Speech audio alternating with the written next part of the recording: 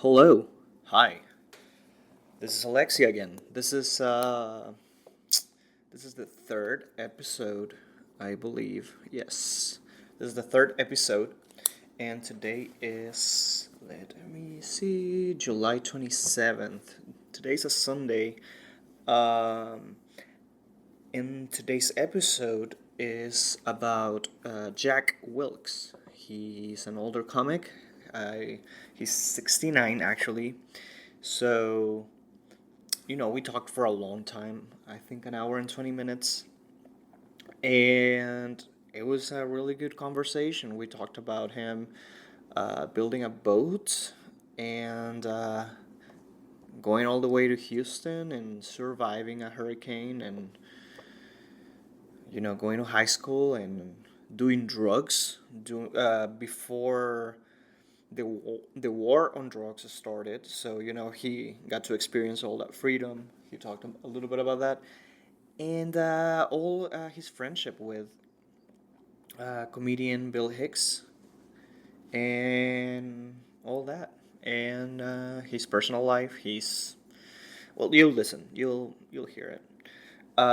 It was a challenge because at times he tried to talk about other stuff, or he would skip years of his life and talk about something else, and I'd be like, "Oh no, well, you skipped a lot. Well, like, let's come back a little bit. What happened between here and here?"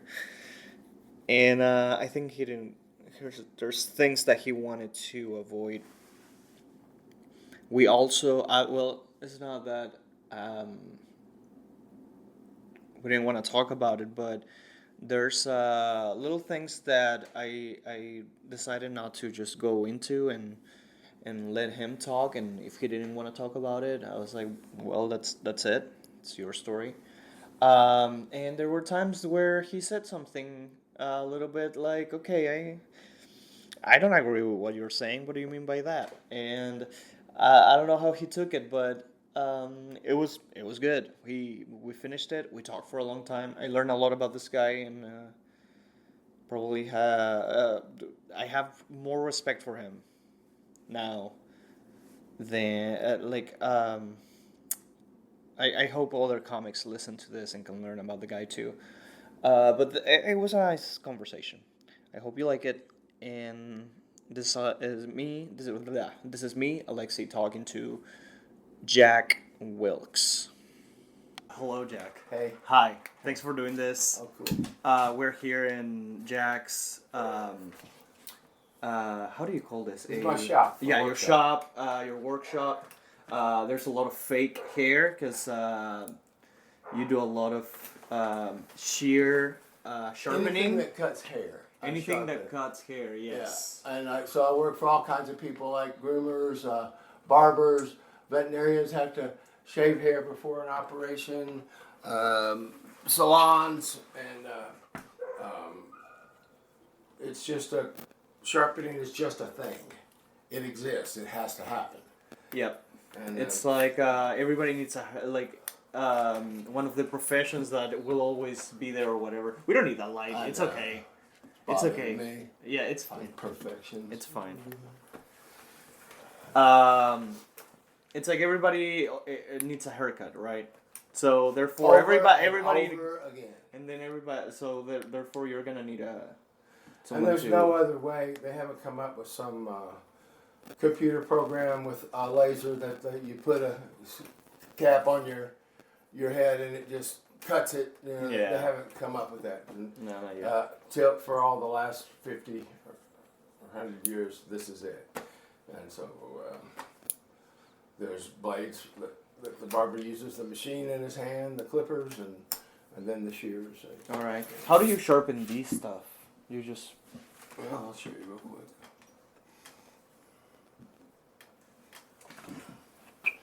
So, as I told you, this is number 1 and number 7 of the 7 machines in the world.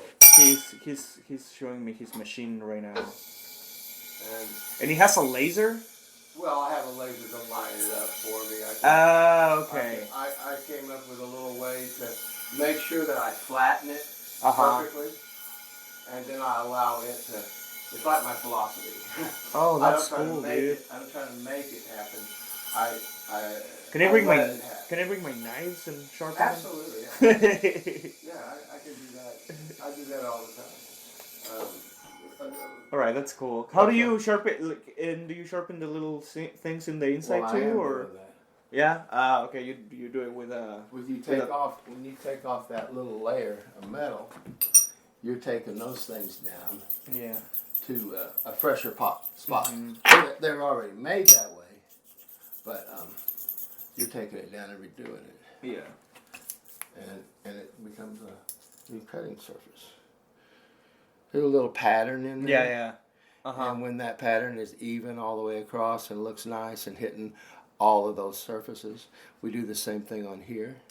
And when a blade cuts, the odd thing about this thing is that is a scissor action, Yeah. just like a pair of shears. And it has to happen on every one of those tips, or it won't cut. Metal can only cut hair in a scissor action.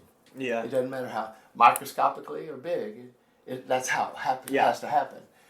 You can't just mash it together, you know. So mash it apart. All right. So it's called raw biography. And I start from the beginning. So what year? What year were you born? 56. 56? Air Force Base. My dad was in the Army.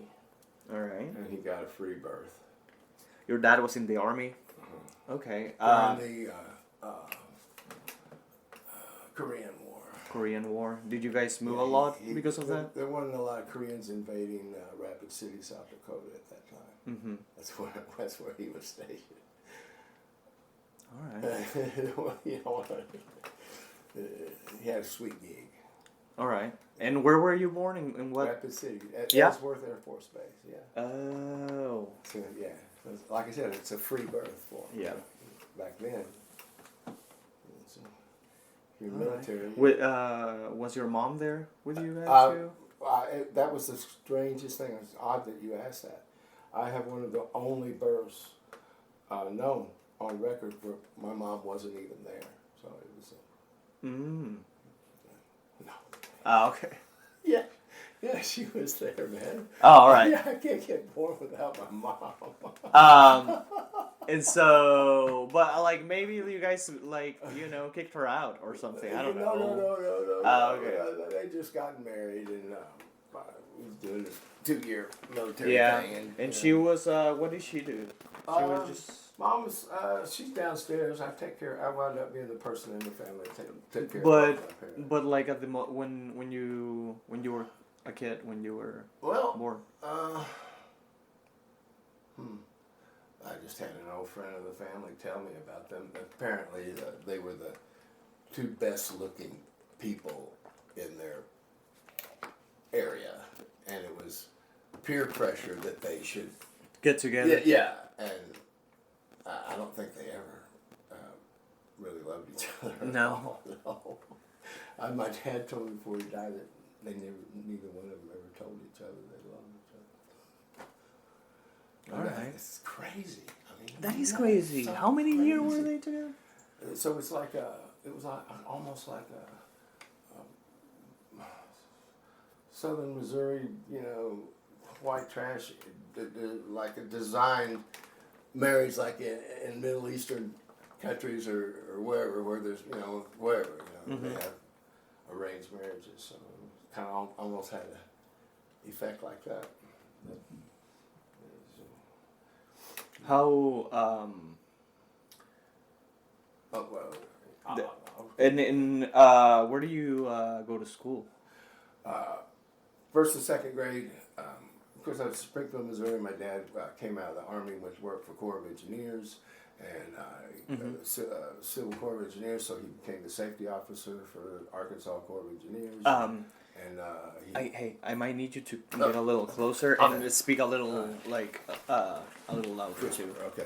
So that put him on Beaver Dam while they were building Beaver Dam. And up and around Springfield and Branson and Eureka Springs. And so I lived in Eureka Springs first, second, and third year of school. And then fourth came here to Sherwood Elementary, and then Silver Hills High School. How- Just never left this area. They've Yeah. grown up here since third grade. And Dad was at the core. Third grade. How old were you? I don't really. I don't know, man. I know the year because I was in third grade when the teachers went out in the hallway when Kennedy was assassinated. Okay, so I that remember was that was 64. 64. So you were not Nine. 8 Yeah. or 9, Okay. because I was born in 56. Yeah. Okay. Yeah. Yeah. Okay. We don't have to do that math, do we? It's 2 points. We don't want to think about it. So at that age, you were already from 9 and on. You were in Arkansas. Mm-hmm. And then my grandparents were in Springfield, Missouri, where it all started. And then my grandfather had a sense of humor. He was a cartoonist. Oh, and then yeah. My dad grew up. Cartoonist for what? Frisco Railroad magazine. He wrote cartoons, and I have some of them here. I'm sure. Okay. And Dad always became. He did every general that. See, that was at the federal building downtown. Okay. That was the one that McVeigh looked at first before he bombed Oklahoma. He actually came here and scouted the Little Rockefeller building to blow up, and something spooked him. And my dad would have been the one. Oh yeah. So terrible. I mean, so anyway, he went to Oklahoma, and why was I going there? Oh yeah, he roasted every retiring general from the 40s. Okay, like my dad became at that. parties. Yeah, he threw and then went up and roasted them and got laughs, and he did that every year. He's down there for 35 years, I guess. So was he your introduction to comedy in a way? Or did you was some pretty ambiguous about actually, I don't think I ever dreamed of that when I remember getting my first laugh. My first laugh was in a cave up in Branson. My grandparents took me to there's a cave up there, and the guard was saying something, and I'm gonna move so you can move that a little bit. I tagged something that he said and got a big laugh. All right. From the whole crowd, and I was like 6, but I loved W.C. Fields. I love watching Fields. Yeah, okay. I at 6, that's all I did. I just lived for a Fields movie or Abbott and Costello. But that's cool. Fields. But anyway, but I remember the first. If you want the origin of the first time I ever thought about it, wow, that was fun.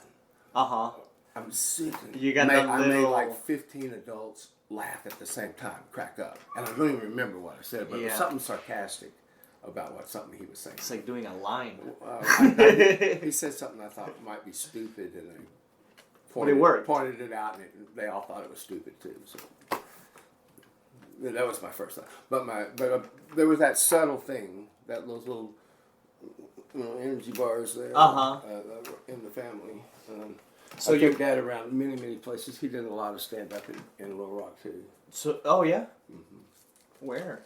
Well, he followed me.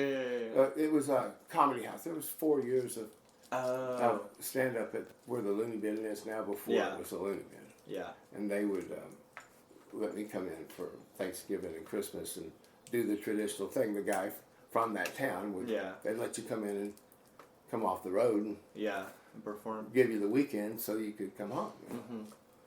So anyway, they were nice. Where did you go to high school? Silver Hills, right up here. Yeah. Yeah, I never left this area. You never liked it, but then you're still here. I went around the world a long ways, but I came back right here. What do you do in high school? Do you have anything? What did you play any sports? No. No sports. Mm-mm. I did a lot of mushrooms. A lot of mushrooms. I did a lot of in high school. Acid and oh yeah, it was 1970. I graduated 74, so we're talking 71. The 70s. Yeah. So 71 and 72, there was no war on drugs. There was no Okay. Yeah. There was no political consent. There was no societal line drawn of what we're going to do. About we what's didn't going we on. didn't know we had Yeah. to do anything about it. So I got to live in that heyday, that 3 years, where you they could just didn't say anything to you. They knew he could barely walk. It's like But Bitcoin. but It's he- like Bitcoin before he Exactly. got taxed. I hope Bitcoin does better than through that wave of tragedy. But yeah, so but then The my Nixon last came, year, the right? 4th year, they said, "Oh, we're not Nixon? going to allow this people tripping and going to school anymore." But I graduated. Yeah. Was that Nixon? Right? War on drugs? I don't know. No, I think No? Yeah. But wasn't the war on drugs thing? Wasn't Reagan's wife? Not her though. That was her. That Or was her maybe? platform. Oh, yeah, maybe them. Nancy Yeah, Reagan, yeah, Nancy it was Reagan. them. Yeah, you're right. Yeah. Ronald. Oh, yeah. So anyway, I talk. I guess we want to talk about. What is it? I was going to say that my little ethereal interest in life and spiritual journey and all that started as soon as I could form thoughts. I've been chasing that same thing. Yeah. It's not bad new now, but I feel how stupid I've been getting here, but you got to accept that. You can't get smarter if you don't see where you've been dumb as hell. You got to go through those.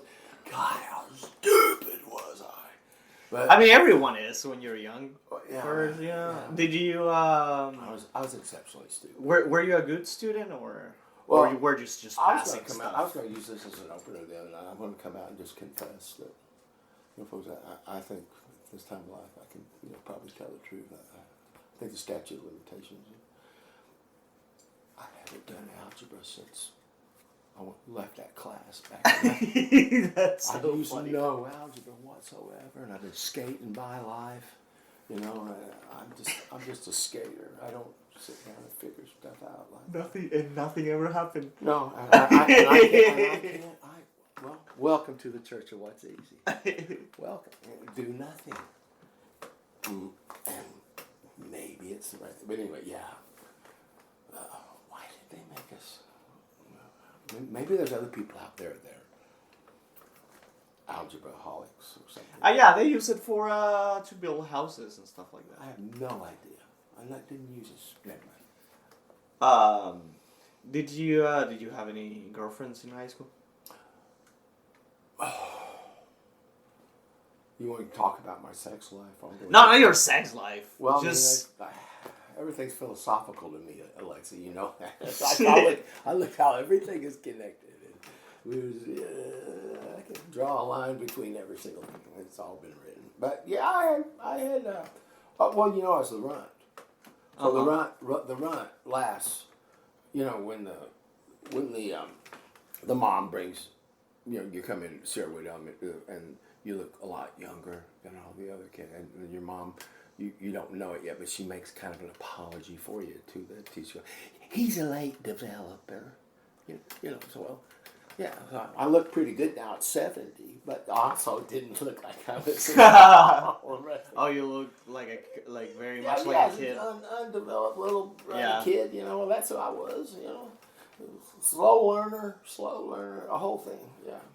Slow learner. We Wilkses are slow learners. But how many? Once we get something, it's like a pit bull on a car tire. It's hard to get me to turn loose. If I think something is right, I'm done. I'm not analyzing that anymore. Did you? Do you have more family? Well, yeah, I'm my sister. Like, my sister died about 10 years ago. That's her plant. I keep that aloe vera. That's her right plant. there. She gave me that. Cool. And that was one of the sprouts she gave me years ago, and I've kept that going. Do you use it once in a while? Well, that's what's it called? Aloe vera. Yeah. But she's a real sweetheart, and she was an artist. My mother, you asked me about my mother. What did she do? Painting. Your mom did painting? Yeah. Oh, okay. So she did. Yeah, that's what. Okay. Yeah, I tied that up. What kind of painting? Oh, she just did, landscapes and stuff. And, okay. barn in the snow, Oh, cool. creek on the. Yeah. But that's what they did back then. So. Yeah, that's awesome. But she did a lot of stuff. And some of it's around here. And what did your sister do? That's why I thought of that. She went into all the visual arts. Yeah. A lot of the things you saw coming up the stairs. Yeah. Were my sister. Okay. All the artwork. Yeah. And good stuff. So it was. She was your only other. Breast cancer, and really sweet person. She was a wonderful person. How old she was when she died? Well, I guess mid to late 50s. I should have that right on the top of my head, shouldn't I? But I don't. Late 50s? 50. She wasn't. Yeah. 50. She wasn't really old. No. Yeah. But she's a real sweetheart. So. Do you have any more siblings or just your sister? We killed the rest of them. You killed the rest of them. Yeah. What about uncles? Because they're all from out of Arkansas, right? Do you have any other family outside of Arkansas? Oh no, just that. Pretty much that dead end gene pool from Springfield, Missouri, down Highway 65. That little stretch of highway, about 200 miles. That could have been my scope. Oh yeah, so your dad might have dropped some seeds around. May have. Yeah. They'll be easy to point out. That's a good traffic. Did you go to college? 5 years. 5 years of college? Where?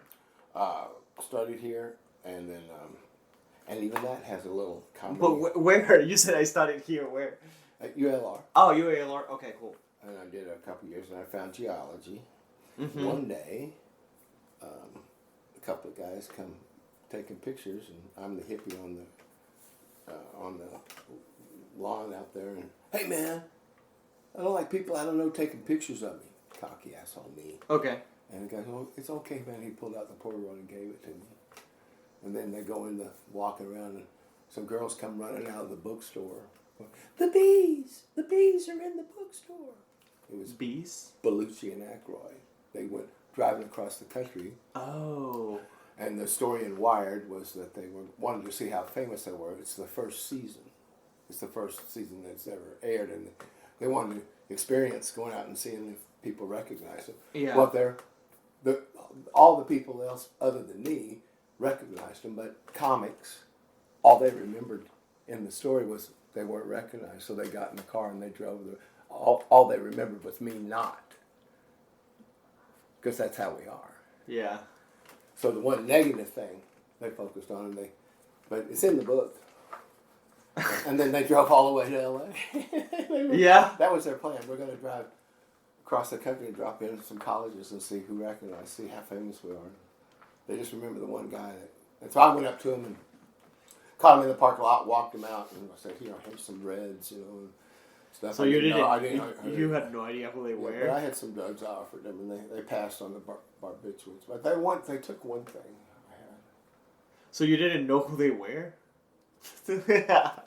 Well, once they, yeah. Oh. It's like, the Blues Brothers. Yeah. Whatever. And then I went to University of Wyoming. They came to Arkansas? That's crazy. Well, think about it. They're driving from New York across the country.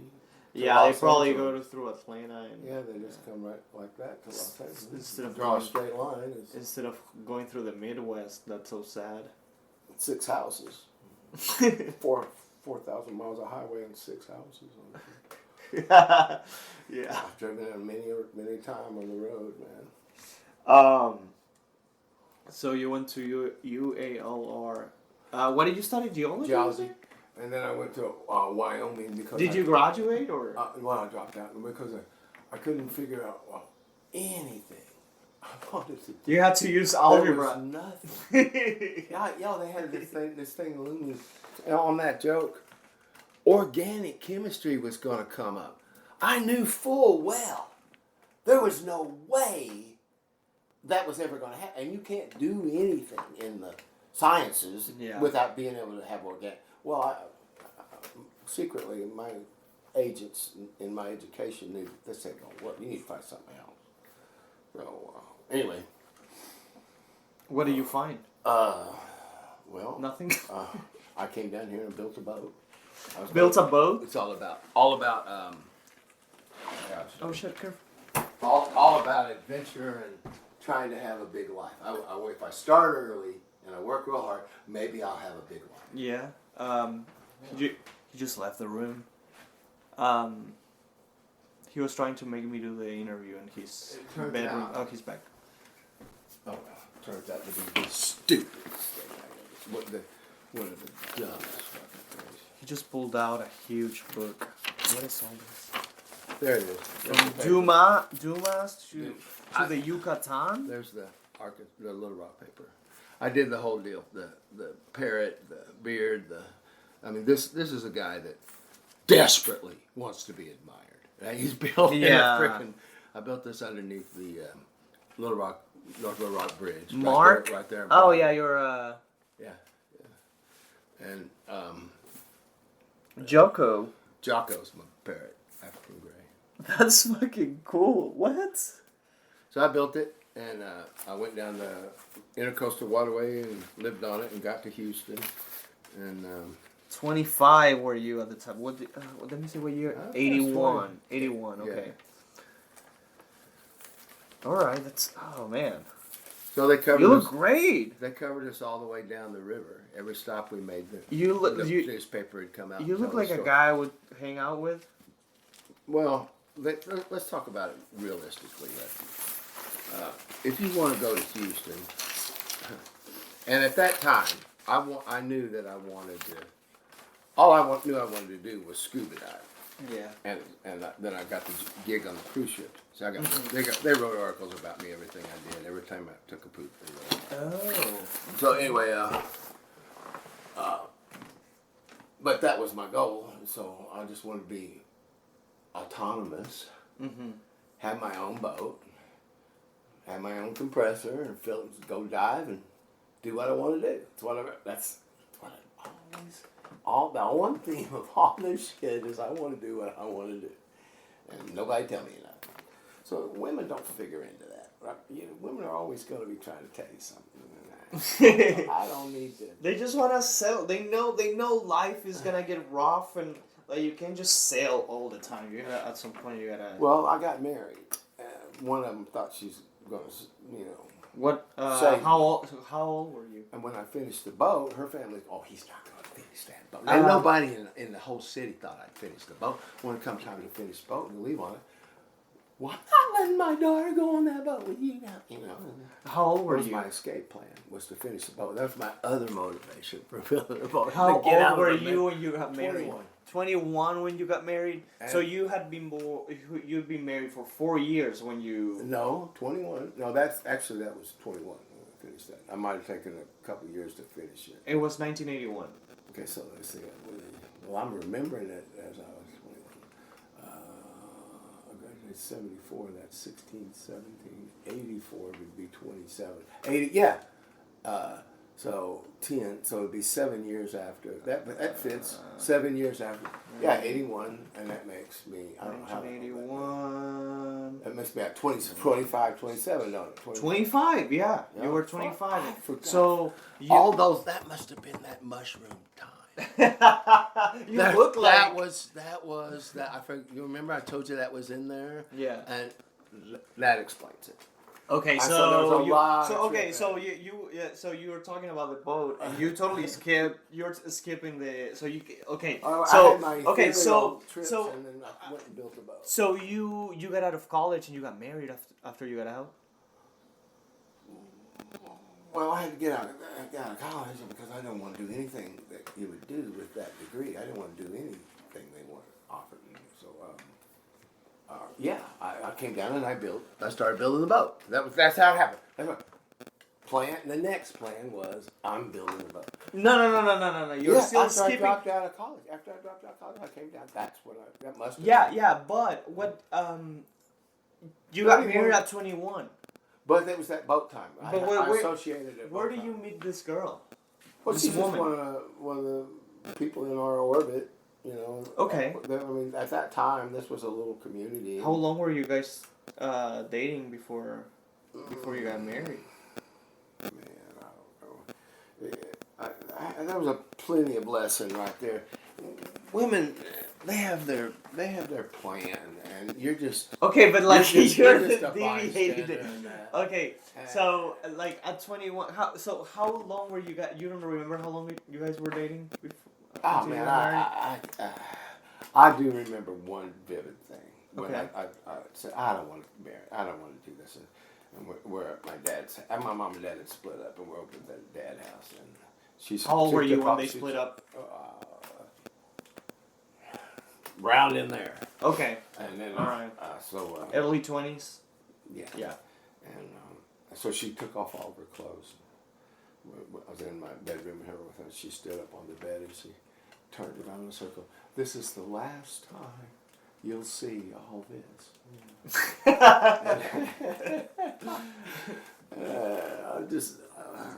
I just knew that was not a good argument. But anyway. And then you married her? Yeah. Peer pressure, total. You see, you can't care about what people think, man. You just can't do that, or you're gonna wind up miserable. And so. Well, you were. Anyway, but that's how it happened. They thought so. My ulterior motive first motive was building up for a venture, but the ulterior motive was when I build up, nobody thinks I'm actually going to leave here on this thing. Well, they think it's all a big bluff. Nobody actually. Well, it was my escape from the whole fucking marriage. I didn't want to do it in the first place, and I knew that too. I'm not going on that thing. Well, you've been saying you were for the last 10 months, you know. Well, yeah, but I didn't think you'd finish it. And you were taking my daughter down that thing, you know. And so I've been underestimated all my life. All right, so and so that she you guys but that was and you lived with her here in Sherwood or like North Little Rock. North Little Rock? O section. What did you do at that time? What were you working? I was working for my dad, surveying. Okay. Land surveying. It was Okay. easy money, working for your pop, and I'd done it all my life, and I was doing my own surveys, and cool. he would sign them. And my sister, that was our family business. We could make money. Yeah, and then you got tired of it and. I just wanted an adventure. I was so fucking stupid. Well, maybe not. I mean, you were young. This is like it's the time. It's kind of like the time to do something kind of stupid. Did you finish the boat? Yes. All right. How long did it take? How long did lived on it for 3 years until I got wiped out by a hurricane in Houston, down on NASA Road 1, in Houston. In what's the name of that little town there now?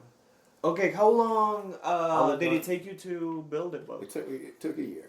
A year. Okay. By myself, nobody. And you sailed from where? Well, intercoastal is like a waterway between here and the coast. Arkansas River is part of the. Oh, you took off from the Arkansas. Yeah, we lost it right there underneath the bridge. We Okay. left right. That was the. Yeah. That was the. How many people That was were? the wanderlust of it. So you left by yourself? Well, he was going down, and he's going to go do his regular routine and go down there and work in that boatyard. And he had an ulterior plan to use me to go down there as labor, you know. Uh-huh. But he had the plans, and he taught me how to build this boat. His name was Simpson. Okay. And we followed him down, and then the first or second night, I stepped into there's these little things on the intercoastal where you can pull off the main street, like little parking spots, you know. Well, stepped off there, and they pulled out a piling where they put the bulkheads that make those little, cubby holes. Yeah. And left the hole. And I stepped into the hole and tripped, and I fell completely over. But this was 90 degrees. My foot was in the hole, and my leg was 90 degrees.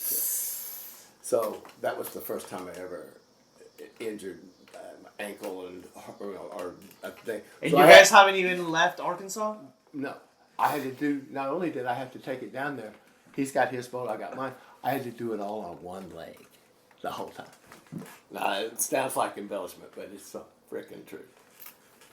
What? Yeah. And so you took off from the Arkansas River. Yeah, right there underneath the who bridge. Was there any? Was your wife? They were never going to go on the.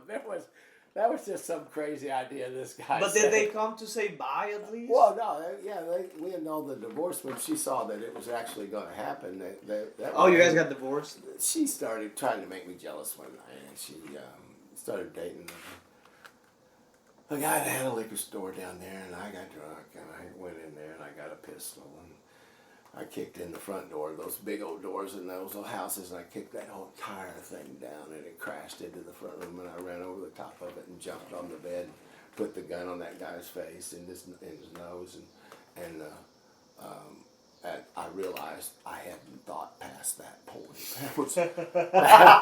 That was my big plan, and it did scare the fuck out of me. It worked. So we wrestled for the gun. He took the gun and threw it out in the yard, and then he ran naked. Well, actually, I think he had his underwear on down the street, and then the cops. And then, of course, I'm thinking, oh man, assault and battery, prison. Fucking, these fucking women, get the fuck away from them. So I was jealous and everything, but I was just acting out. And then you were jealous, but also you didn't want to be with your wife. She was, but it's my house, and he's in my. It was a pride thing. No, it turns out the cops, when they did catch me, they said, at this time in the history of the world in Arkansas, you're fully in your rights.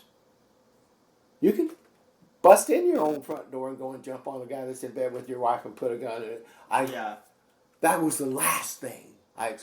My life has been, here's my life, doing incredibly stupid stuff and having the most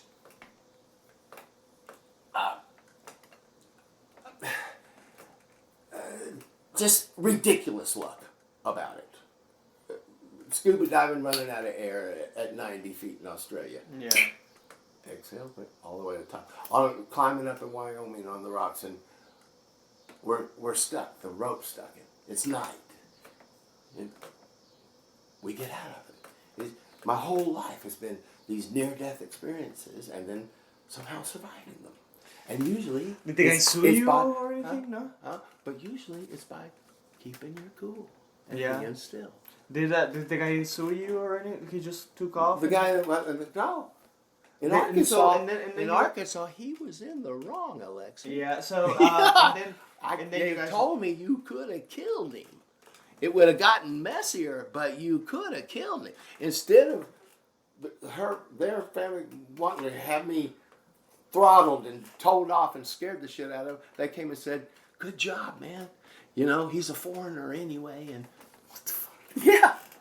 He's a Jewish guy that had a liquor store over there, and that was 81 or something. What the fuck? The last thing I expected. Incredible luck. And not a word. Wait. So you were at work or something and came, or no, like what? I was at home thinking about it. She let me know that and I went. I mean, basically I was just playing a little play. Yeah. I did. You didn't care, and then suddenly you cared. Yeah, suddenly I cared. Suddenly I got jealous. Yeah. And then you guys got a divorce, right? Yeah. After that, there was no contestant. Yeah. That was another lucky thing. Everything was amiable. No, she wanted one thing. She wanted my .357 Magnum, my pistol. Yeah. And that she knew I loved that, and that was her little trophy. She's going to die on that hill. But if I can have this, say la vie. Well, sure. Yeah. There you go. I want you out more than I want this gun. Yeah. Yeah, I've been there. So you sailed in from Arkansas. Where do you go? Well, I would say it's. Where do you guys? Sailing's a little bit. But that's what you call it. Setting off. I had a motor. Okay, you took off from the Arkansas River. Where do you go next? Then we go down through Louisiana. The Mississippi, right? Go Louisiana up all the way up, and we hit into Texas. Then we go intercoast. Then we get down the coast, and we. You go like kind of close to the coast. It's a water highway. Yeah. From right here. Yeah. That the barges go up and down. There's actual commerce going. That's a highway, so you can go down it. And then I I sailed when I went down there and worked and put the mast up and got sails and I went In around, the Gulf of Mexico? Yeah. But man, at some point, it was so obvious.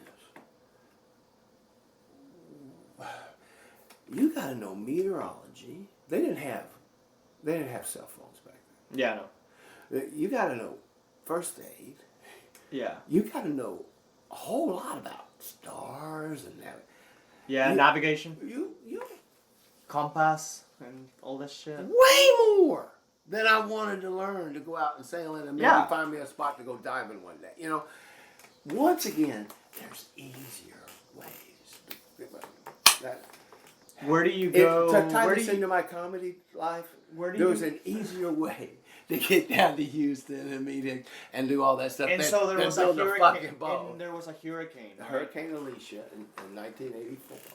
And somehow or another, I had already...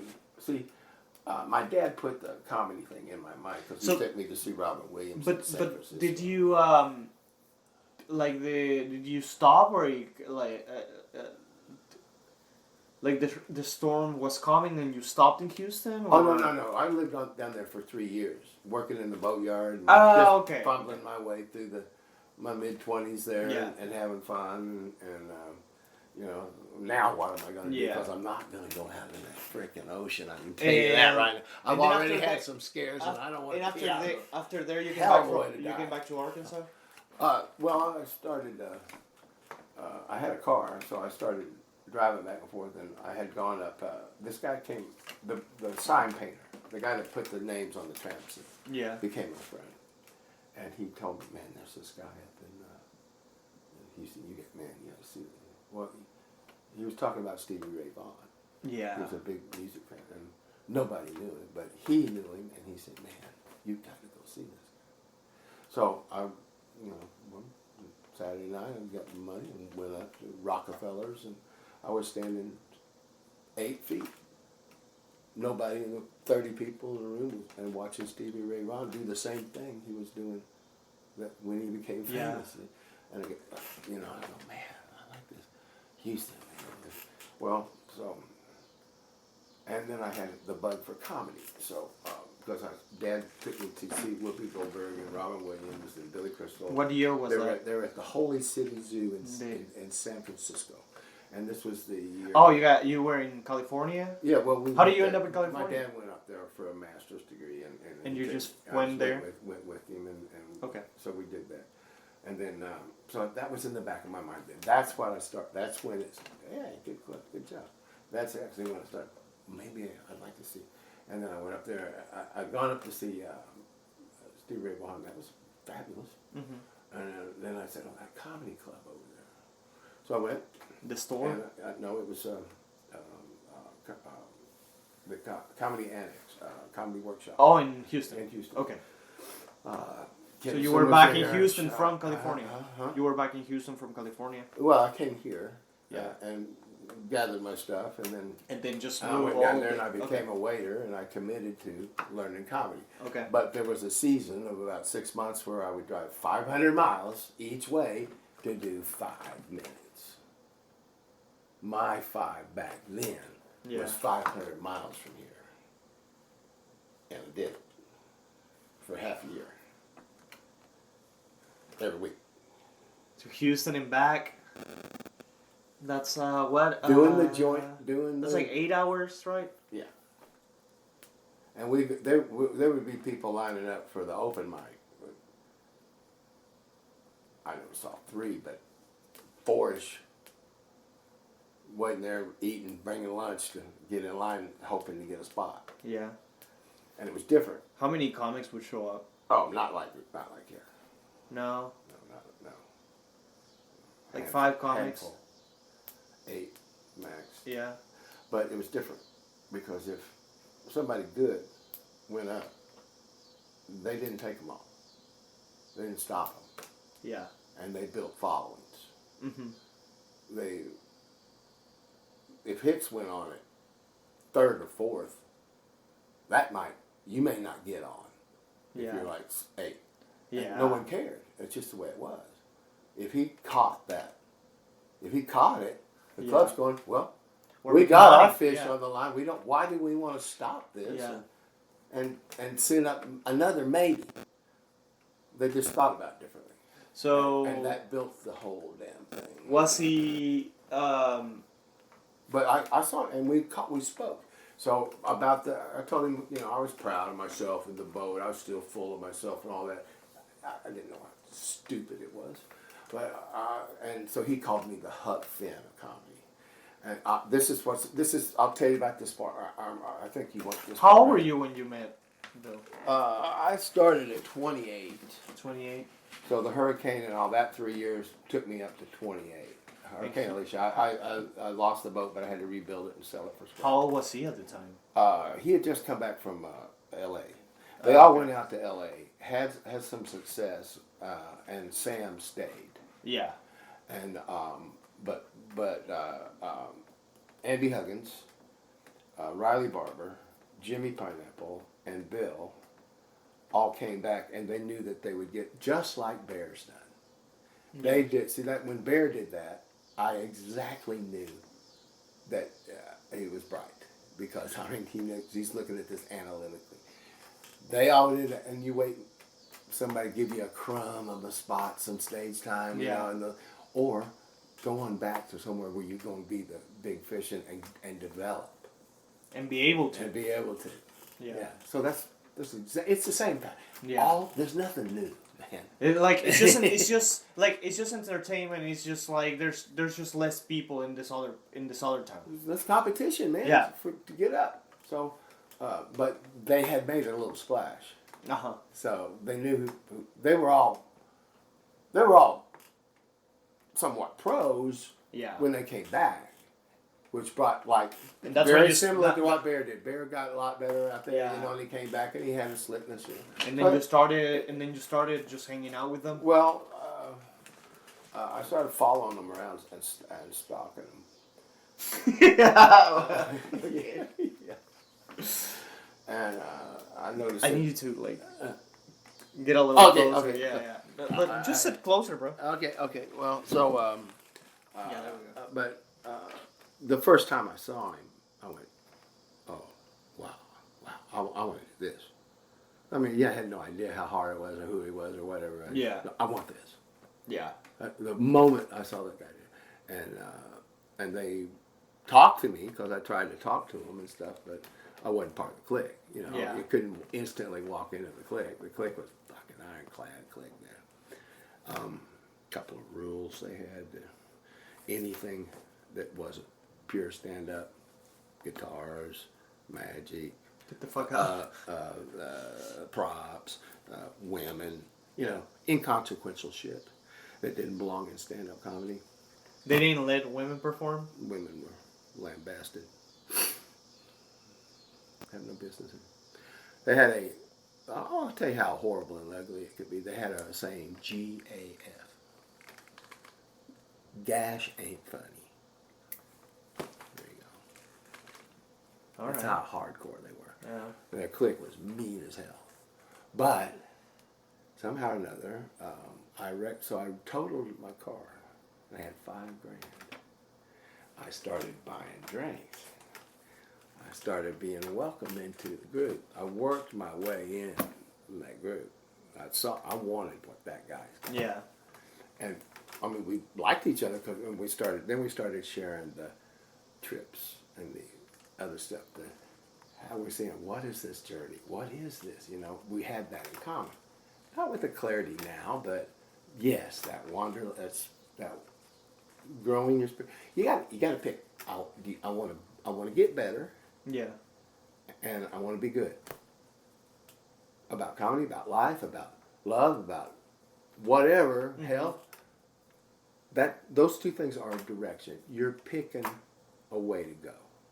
If you just want to be ambiguous and I don't have opinions, I don't do that.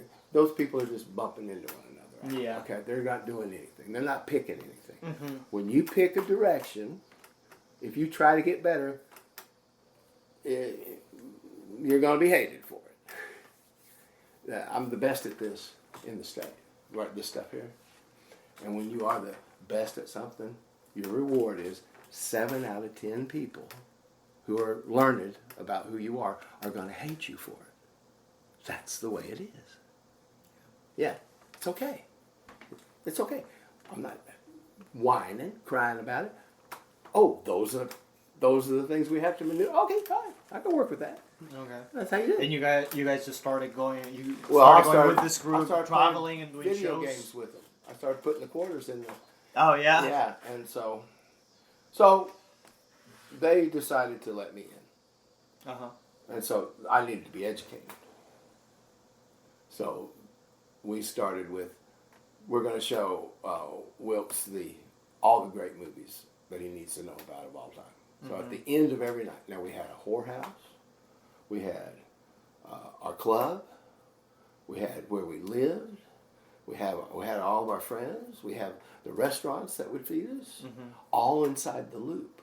We never had to leave the loop. We used to never get on that loop. So you stayed in Houston? We just stayed in. Chris Christopher's going to come and be playing at Rockefeller's, and he'll be eating at the 2 o'clock in the morning steakhouse, and we'll go in there and meet him, and we would. We own the freaking world because we could see. It's in the loop. Never. Yeah. Those people go home and make way too much. Anyway. So, that was fun. I don't know where I was going with that. I got cocky about something. That loop job. It's crazy. It makes a little sense. I thought there were like at least one woman in that group. I'm trying to be funny back there. There was there was women comics. I mean, there was women comics that were funny. That was real, but they still had their attitude. Yeah, but they had to. That was the outlaw attitude. Yeah. Okay. And so they created the Outlaws when they came back from L.A. God, this is controversial. Why? Well, they wanted me to see Godfather 1, 2. Okay. They wanted me to see Apocalypse. Those are They wanted me movies. to see, and because they wanted to be able to talk, and we did references, and we would have fake fights, and we'd be in a restaurant, and we'd be doing Don Corleone. Okay. So it's like if you didn't know. So you like weren't kids, part of the group. So like we're children. We're like, children. It's like people used to when people used to say Chappelle Show quotes to each other, and now people are just quoting stuff that they're like videos from the internet. So back then you had to watch these movies and these certain stuff to be able, because you were conveying ideas based on metaphors from these things. Yeah. They wanted to share this art. This is our realm of what we pull our truths out of. Yeah. These are where we get our truths. And boy, it was fascinating. And but there was a guy named George Plimpton, and he was he would live in different storylines and go out and live and write about them. And he was a writer at that time, and he really, before they had internet and all this stuff, but he was well known for giving people insight and illumination into these different topics, because he would go live it and learn. So I kind of felt like a George Plimpton, an observer of comedy, because I had insecurity about it, because I had a reason for insecurity, because the club owner, the Brett of back there, everything's the same. Everything's the freaking same. Yeah. Right? He told me 3 years after I got started. He goes, "Man, you're getting laughs now. And I've known you a long time. You're a good guy. I got to tell you. I just thought I'd tell you. I've done this for 10, 15 years. Been around stand-up. You are the absolute worst that ever." Sean, I think of Sean. Okay? Yeah. He said, "You had no idea what any of this was. It was surreal." Sounds devastating. Huh? So I'd be devastated if someone tells me that. No, it's, brother, the appealing protagonist. If I'm a good guy, and it's in my heart, and no matter how terrible I am, if I'm making progress, the appealing protagonist who, through apparently insurmountable odds, he's terrible, achieves a worthwhile goal. That's what everybody's looking for in all of our lives. We want to like ourselves. We want our hero's journey to be something that makes us feel like we've done something. Or you're bumping into each other like the 77% of people out there, doing nothing. It's okay. I'm not saying I'm better than them. I would be bored being one of them. That's all I can say. Brother, there's people that pick a direction most people don't. Most people just are mediocres and inadequates getting by. For how long did you do comedy in Houston? I made it to. I started getting better, but the group I was hanging with were the heavyweights. I had to get better quick. Yeah. They were getting a lot of gigs and getting famous. Not at that time. That was the time where Bill was. We'll never have him back in this club. Yeah. All over the whole. He had destroyed his young. No one expected. So he had already left. He had been kicked out of every club in America at that time. But I knew why I got off on this tangent is I knew that George Clinton thing I started telling you about. I knew this was going to be something special. I just knew it. I felt it, and I just woke up and paid attention. I got better as quick as I could, and we all became family until one started doing better. Yeah. And the notoriety they got, and then it happens in every clique of comics. They'll come. They would go out and we'd feed. One guy did a gig, come back and feed the rest for the rest of the week, and the other guy would come back and feed. We lived and we had a great time. Well, and then the Outlaws. Yeah. started. It was. They told me a story. It was Sam and Sam, LeBeau, Riley Barber, and Bill were going to L.A. Yeah. The first time. And making some money for that. And Yeah. they did this show, Outlaw Comedy. They called it Outlaw Comics. Yeah.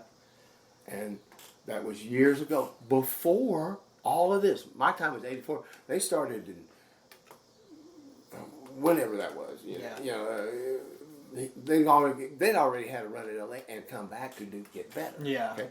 So they're telling me that story, and I said, guys, that's it. That's the hook. If I did have an innate talent, it's that I know what to name things. I know what the hook is and what people might remember. And that's when it started being applied. Epstein went down and he copyrighted it at the downtown center. He wanted to name it, and everybody, there's this bickering over the Outlaw Comedy. But honest to God, I say this straight to my Lord, that I have no reason. I think I'm the one that noticed that went, guys, there's your thing. That's what we hang the whole thing on. Well, then I got the Houston house. I said, Bill and I got kicked out of our apartments on the same night. Our rent checks bounced on the same day in Houston. And I said, man, do you want to be roommates? He says, yeah, out of all the guys, I think I could live best with you. I said, well, let's go find the best place in town to live then.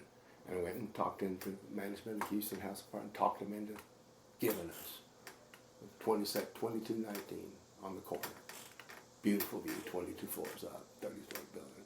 Telling them that, it's going to be great if we live here. You're going to love us. And they did it. 10 months for free. Because we didn't have the money for rent or utility. We made them pay our utilities, our cable TV. We made them pay our TV, our cable bill. So, but those were my contributions to the. And I could just see the big picture. And you guys just lived it for I don't want to take credit. For how long? I want to take credit for the Outlaw thing. That's how I remember this evolve, and that's how the hook happened. So we did a TV show for the NBC affiliate, Outlaw Comics and we would get religion, get politics, we'd handle, and we'd go up and we'd do a show on whatever general topic, and we had the lead real estate guy in Houston House and his wife on the front row for the TV show. So we gave them evidence. That, and we're friends with all these. You guys made a TV show? Yeah. Yeah. Yeah, and it played. Oh, and they played the shit out of it. And they got to see themselves on TV. You know, Yeah. every other weekend, late night, they'd be running it. Yeah. You know, and we killed it. You know, I wasn't even on that show, but I helped. You know, talk them into it. You know, so but that's when the outlaw thing started. Oh, here's the hook. Okay, now let's see what we can do, and it started to work. And it spread and it became a thing. And yes, Sam, LeBeau, Riley Barber, and Bill, back in 80 something, had a show one night that they called Outlaw Comics, Texas Outlaw Comics. And that's where it all started. So that monicum, no energy is wasted. It's theirs. So they produced it, you guys produced it like every week? Was it No. It was just we one? We shot this one long thing, and it might have been 2 or 3 shows. But they just played the shit out of it. Yeah. They played it month after month. And it didn't hurt the draw at the comedy club. Yeah. They would see us. And Kevin Booth, do you remember that? Did you see that movie that I had with Bill in the club that night that they just put on the internet? Yeah. Kevin Booth, documentarist excellence. Mm-hmm. He went on and on and on, and he produced all of Bill's CDs, all the movies they did. Mm-hmm. He got the first portable video camera that had ever been for sale, and brought it in. And the first night he had it, we did that thing inside the annex. We played it up, and we could say hello to HBO. We're lying to the people saying HBO. They didn't know. they had never seen a portable camera before. Yeah. But they knew they existed. Yeah. But we walked around, you know, trying to create reality. Funny. We just created a high-rise place to live for nothing. Uh-huh. We just, you know, got our hook now, and it's working. And we just created a TV show for nothing. And what else can we do? And it's been that way ever since. How do you create your own reality? For how long do you do that in there in Houston? I'd say a little over 2 years. What happened then? Bill Kinnison got Dangerfield, and back then, you could become famous overnight. Mm-hmm. If Carson called you over to the couch, and your set was good, and you were you were going to be talked about the next day, all over America. Mm-hmm. So Kinnison's and Bill was still pretty wild, and I wouldn't tell you this if I didn't. There was one guy that can validate it, but I hate to. I sound like I'm trying to make myself important. I don't care, but he needed some nudging. To this is it, man. You do this Dangerfield, follow it up, recommended by Sam.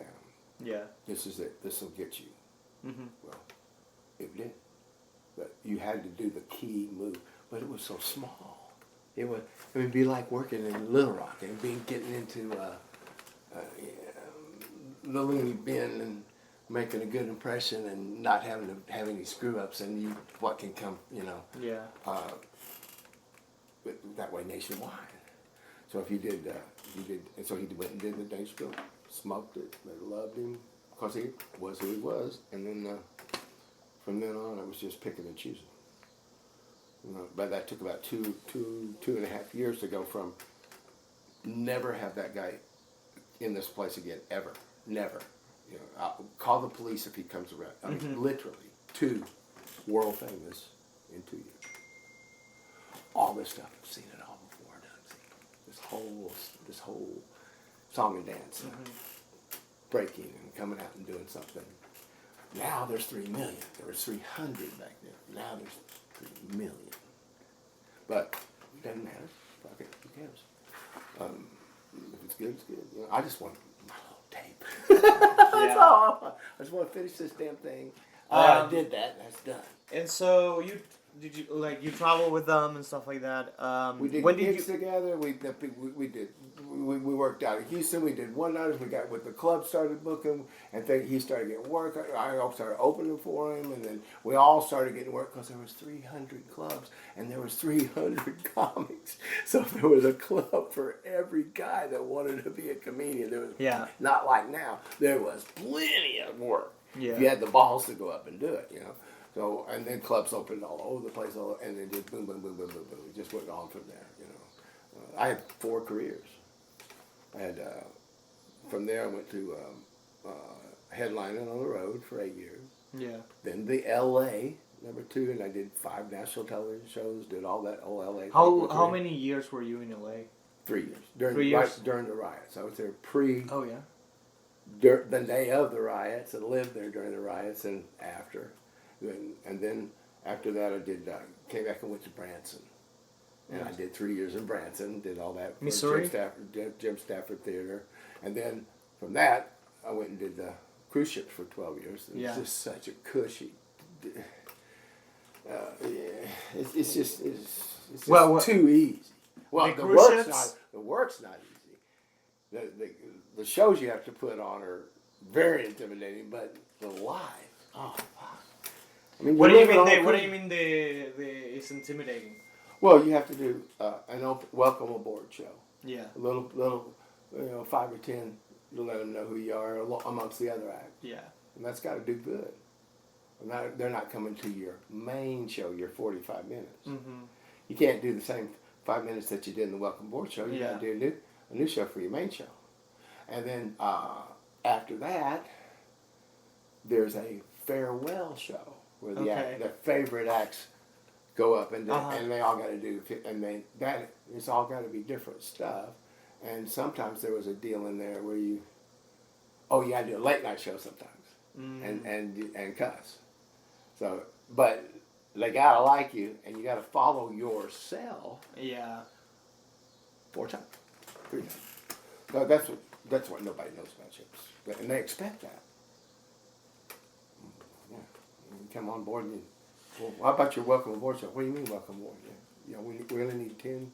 We need 45, and then we want late night. I want you to do 30 blue show, and then we got to do a farewell show.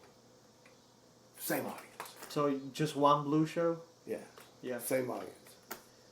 And for how long did you do that? They're there for a week. They're going to see you 4 times in a week. No, but for how long did you do the cruise ships? 12 years. 12 years? I went around the world 6 times. So I lived in this little burg Sherwood, but from here, literally around the world 6 times. What company was it? Princess, Royal Caribbean, Holland America, Discovery, Dolphin Line. I did about 6 or 8 different lines. But it's no big deal, So I would come here, and Steve, I'm coming down, and my daughter's born, and my crazy and the baby mama, Marilyn, sweet girl, but she committed suicide. How do you meet her? On flight to a ship, flight attendant on the way to Italy. Oh yeah. Yeah. I tried to get laid as often as I could. Yeah. So my whole life is about that and the laughs. The laughs are getting laid, and then if I can win some at gambling, that'd be great. Anyway, you had to come back here and do that because my daughter needed me, and then. But you guys weren't married. No. No, you just okay. And your daughter was born. I had a house in Branson. I had a house for $50,000 that's probably worth $300,000 now. If it's worth a dime, it was right on the lake. It's so sweet. What year was your daughter? I was self-destructive. Let me finish those thoughts. In every one of those 4 careers, I personally. That's why I said. So I come back here, and I come down the street, and I didn't even know they were there. They were there 2 years. And a girl at Sherwood Glass said, "Hey, do you know?" I knew her. She was one of my friend's girlfriends way back when. Yeah. And she said, "You know, Steve and Vicky have a theater and club here." What? But I called them, and they said, "Hey, well, man, you're here. Come on down."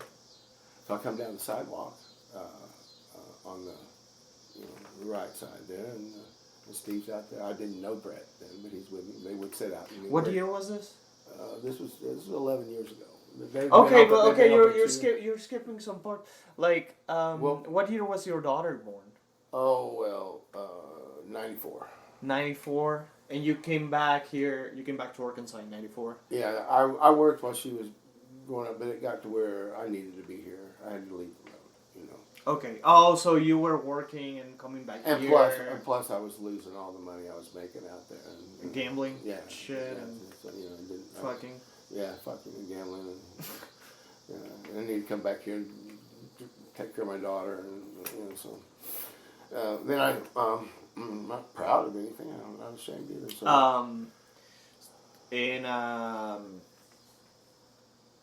So you just, and then you came back here. When did you start doing the shear? Okay, I didn't know I could do.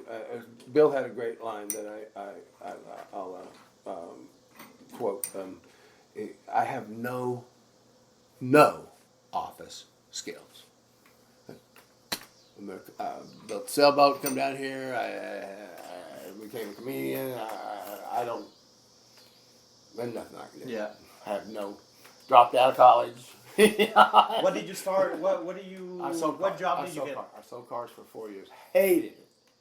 Yeah. Were you good at it? The guy that did this for a living saw that I hated it, and he says, "Hey, I've been looking for a protege." Came and watched me do a set at the joint before, and he said, "I have something for you at the Freedom." And once he said Freedom. How old were you at this time?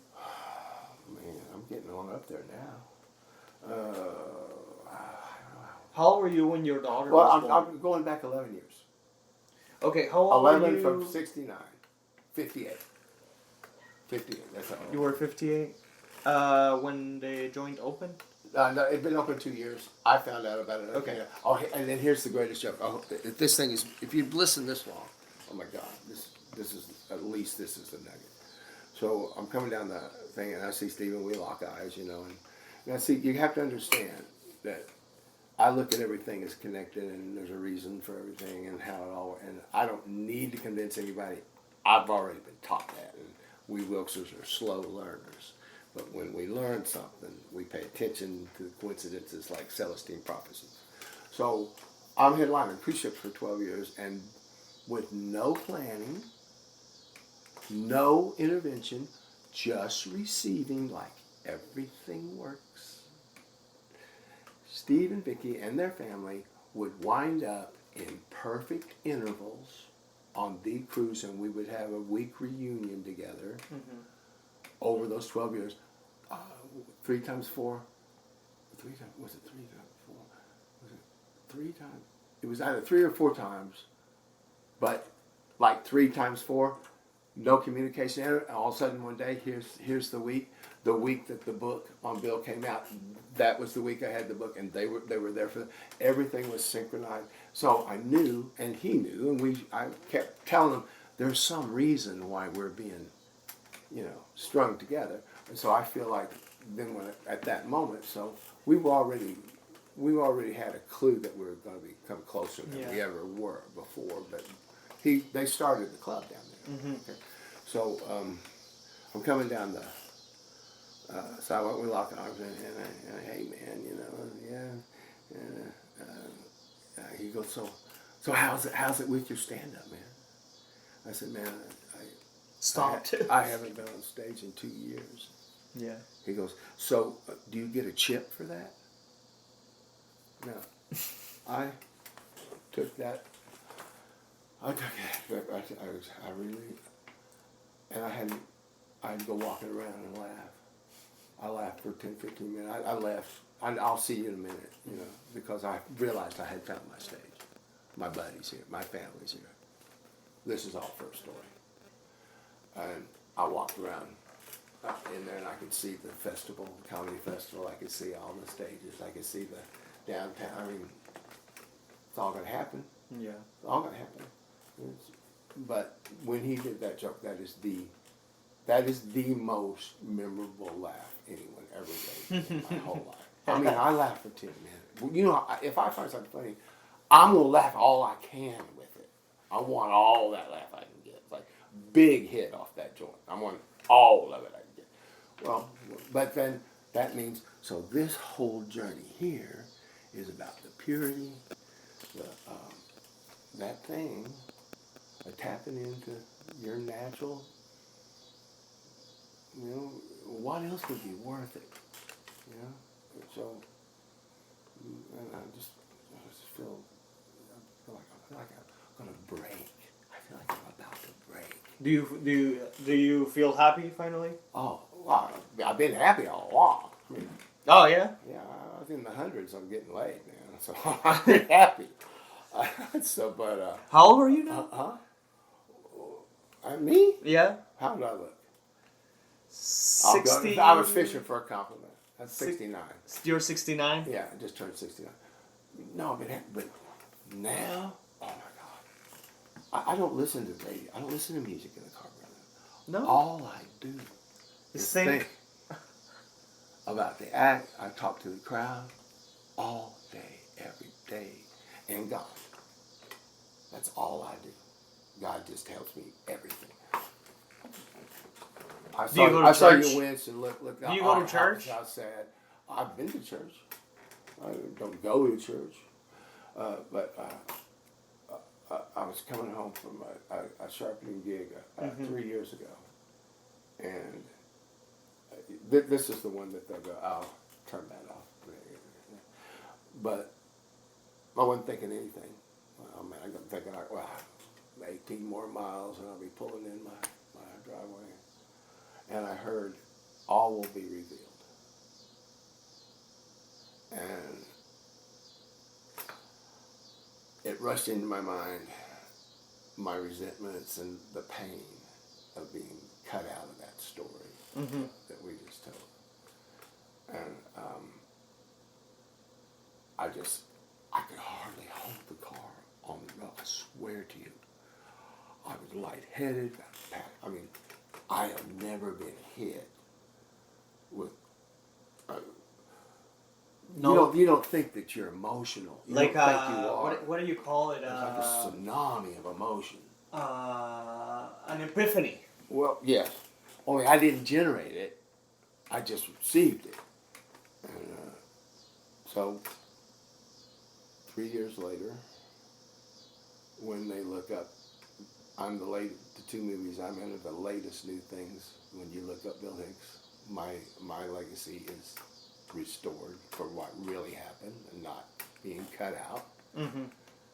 Thank you, Kevin Booth, with that first video camera that anyone had ever had. No one in Texas, and he made movies Christmas like, and he's still making them. Look up Kevin Booth. Kevin Booth's a brilliant filmmaker. One of the brilliant talents in that time. But I knew the whole time I was with Bill. I knew this was going to be something. I knew it the whole time. Every single moment. That's why, hey, take this aloe comedy thing. It's perfect. I don't care what you do. That's the thing that they'll hang their hat on. They did. It went, we can categorize that. We know who we're talking about. That title.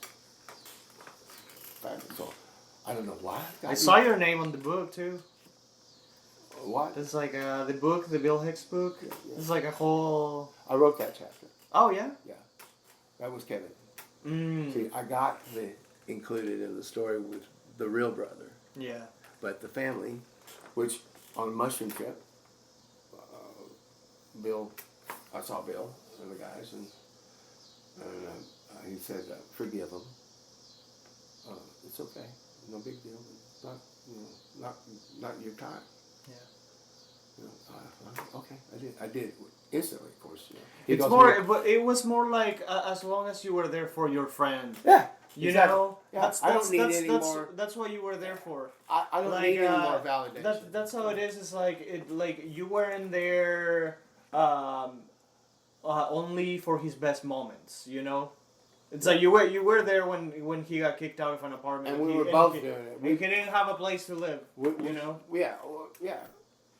And man. and it's kind of sad that it's like at least from his family you don't get that regard. Well, when I watched the movie American, just recently, I understood the whole thing. All would be revealed to me too.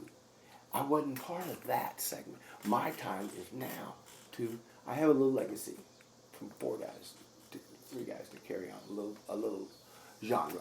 A comedy. That's what I think, and I don't need to prove it to anybody. The truth don't need a sales pitch. It just don't.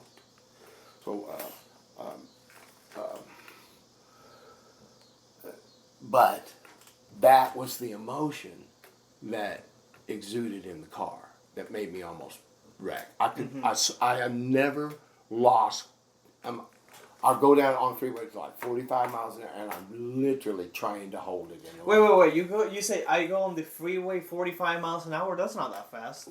I didn't slow down. I'm trying not to wreck the car. Okay. That's how hard it hit me. And 3 years later, ding, ding, ding, ding, ding, and all my resentments were. I'd given up on all that shit. Why would I ever care about those? I don't care. But I've done a trip and I got to talk. Bill tells me, hey, yeah, Wilkie. I said, man. He said, yeah, Wilkie, I'm your Jesus. Jesus they talk about Jesus being a friend. I'm the best friend, and I'm your Jesus. And so that's how you'll figure it out until whatever. I'm like, cool. Yeah. I wanted Jesus I can have a beer with after. I wanted Jesus I could go screw a couple of angels with later. So you hang out with him? He died here in Little Rock, right? Yeah. He called me and says, Wilkie, I'm dying, come see me. That movie is about the 3 years I didn't know what's going on. You should watch American. I've seen it. It felt like I think I told you, but I think I told you that it felt like I was watching a promotion video for this guy, for the guy that's in the documentary. Because at the end there's like this guy that was friends with Bill Hicks. I forgot his name, but he's still doing gigs and he's still available for hiring or something like that. Oh, he's and great. I was like, what's his name? I was like, how can you put that at the end of this? Oh, no. Whatever he did was fine. But my resentment to the family was wrong. All will be revealed. I was carrying something that was holding. That wasn't my thing. That was perfect for those 3 years. He didn't tell anyone he was dying. Yeah. His mom goes on Letterman and holds her own as strong as any smart ass comic you has were ever with him done. When he did Letterman, I did right? 2. I went up on 2 of them with him. In there. The first 2. We went backstage. The one that got One of them got censored. One of them got censored. He got censored a couple times. How did he feel about that? Well, it hurt his feelings. Yeah. Well, and you actually don't know that it's gonna be censored until they play the episode. No, you don't know until it doesn't come on that night when you're watching it. Fuck. You go home to watch it, and then you watch it, and it don't come on. You don't get on. Fuck. That's how you find out. Were you there when he found out that he wasn't on? On one of them. Yeah. But sometimes they run out of time, on the early ones. But he told him, "You're our guy. Don't do any other shows. Just we'll put you on as often as you want." They tell you that. Yeah. Letterman told him that, and so he felt like he had crossed him. He apologized. The last show when he's dying, Letterman does it. He censors that show, and then he dies, and he realizes what he's done to the artist that he respected, and so he had to do an apology. 3 years after Bill's death, he has his mom on, and he apologized. That was a great set too. And they play the episode, and it was brilliant. It's like if you hear that set that he did, it's like it still applies to what's going on today. Every moment, yeah. That was what's so great about it. To be able to say something in a one-liner that's if anyone ever asked me in a sentence, what would you say this guy is? Colin Powell. They were trying to come up with a war with Iraq. And every single news show, every single talk show, everything, enough evidence, like a woman trying to find something to hold a man against, But we need a reason. Is there weapons of mass destruction, And they talked about for 11 months. Yeah. Before they did the war, they had to justify it. Hicks goes, oh, Iraq? Oh, they've got incredible weapons. Well, how do you know? Well, we looked at the receipts.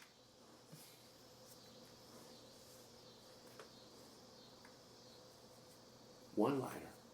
It says all the truth. Cuts through a year of bullshit. Yeah. In a one-liner. We looked at the receipts. We know what they have. We sold it to them. All right, Jack. We need to wrap up because. Oh hell, that's way too long. Because I have no idea. Well, we're hearing the cicadas outside too. But thanks for doing this, and I hope it's interesting. And I'll have this up probably Monday or Sunday. Fine. You edit it, don't you? Yeah. Do you edit the parts where I sound stupid out? Can you? No, everything is gonna go. So thank you, Jack. That was Jack. Do you want to say one last thing? I don't have any agendas. Just do what's easy.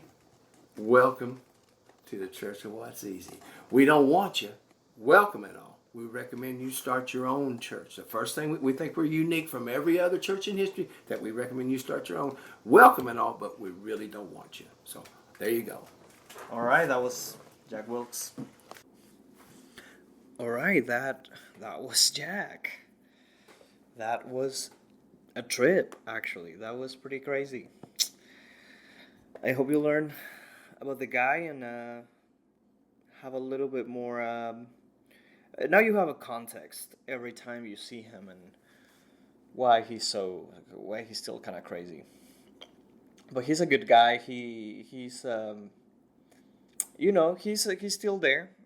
He's still doing comedy. He's still trying to make something with it, and I appreciate that, and I like seeing it. And sometimes it can be a little bit overwhelming, but it's Jack, and we all love him. Thanks for listening to this. Thanks for listening to all the other episodes. The conversation that I had with Bear, that was really fun, and the one with Gene, that was the first episode. That was extremely fun. They were both really fun, actually.